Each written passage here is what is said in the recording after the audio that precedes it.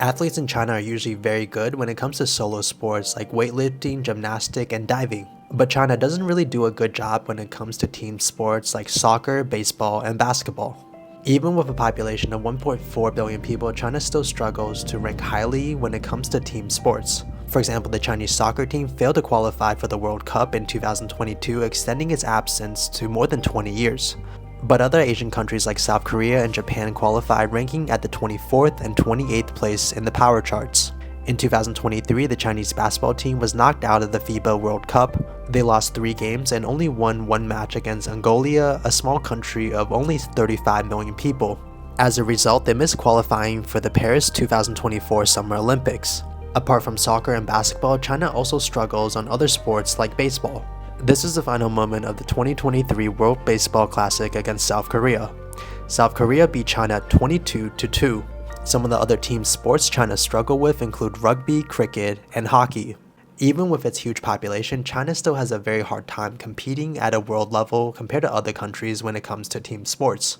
I believe that China fails to compete due to a cultural focus on education, a lack of infrastructure, and a lack of passion and pride for these given sports. Basically, athletes in China lack incentives to pursue sport careers despite a huge pool of people to pick from and world-class athletes. And the reason why they succeed at individual sports is because it's more or less based on repetition and having the right body type. Let's get the rest of this video started, and if you guys want to see more content like this, make sure to follow and subscribe.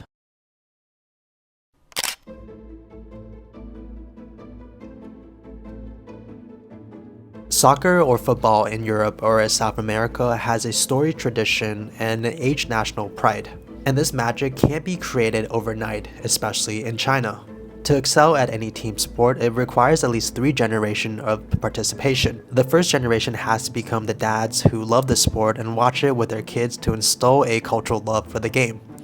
The second generation, which grows up on the game, has to become the talented coaches that they never had themselves. And the third generation will be very good players. For example, the US has learned that many kids playing soccer won't guarantee success. The US likely has more kids playing soccer in California than the population of Portugal. Yet we can't produce the next Messi or Ronaldo. In 2025, China poured billions of dollars in its bid to become a major player in the world's most popular sport, soccer.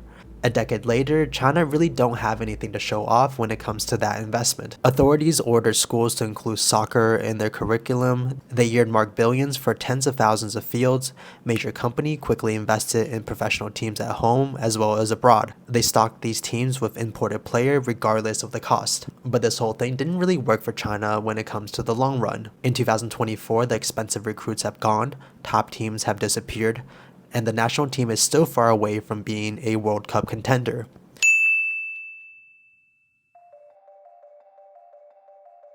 Culture or pride for a sport is something that is missing still in China. For example, a small country like Croatia has produced 23 NBA players. In contrast, China, with a population of 1.4 billion, only produced 7. These countries produce some of the best players in the world through passion and pride. And in China, people are more passionate about education than sports. And this focus on education hinders the development of elite sport teams. Unlike the United States, colleges in China put very little weight when it comes to athletics. Instead, many parents in China will say that sports are more or less a distraction instead of a way to grow.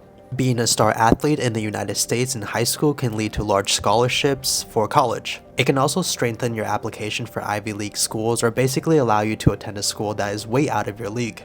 And this creates a huge incentive for athletes in the United States to take sports very seriously. Yet being an athlete is not crucial for the mission to a university in China. Universities only use the Gaokao score for acceptance.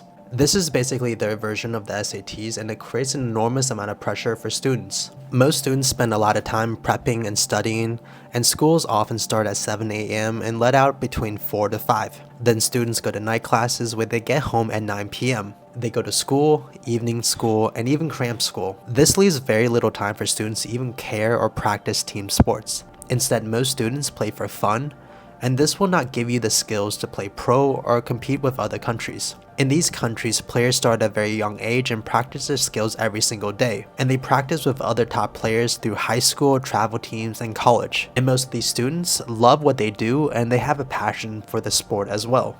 Instead, China has a very different way when it comes to creating athletes for solo sports as well as team sports.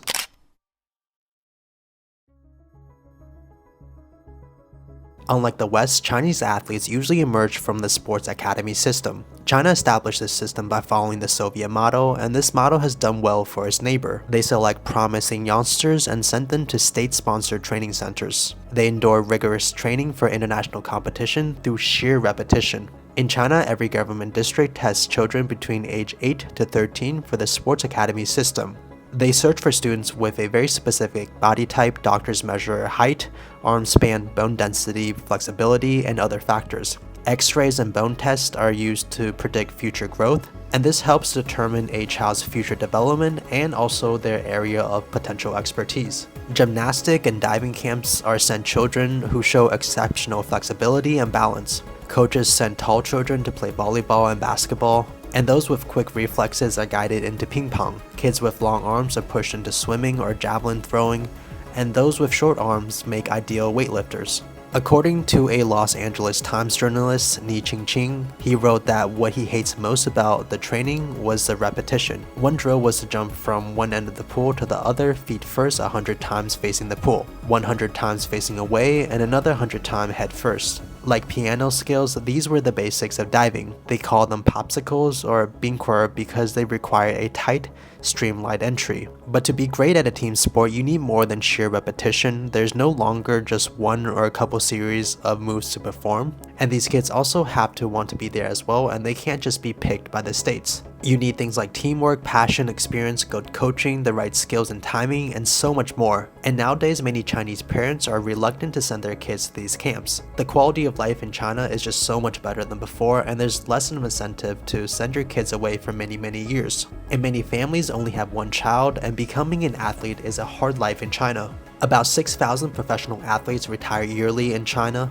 and 40% of these athletes struggle to find a job afterwards. There's not a lot of incentives for these children to join these camps, and in the mind of parents, it's much better to just simply focus on education. This is the culture of China, and it's practical, logical, and realistic, and they know that most of these kids will never become world champions. To be a great sports team, there has to be tradition and pride and a love for the game, and this can't be created overnight, nor can it be created by a sports academy system. This requires tremendous sacrifice both at a national and individual level. Most of these athletes are not going to make it, and they know that, but it has to be worth it for them to even try. And China deploys a very pragmatic approach, which is not as effective as other systems, but still produce world-class athletes in the solo or individual sports category. The truth is, China does not take team sports seriously like we do in the West. There's no athletic scholarships for student athletes, nor are there many teams, groups, and organizations to really help these kids grow and hone their skills. Instead, China mostly relies on the old model that they've been using for decades.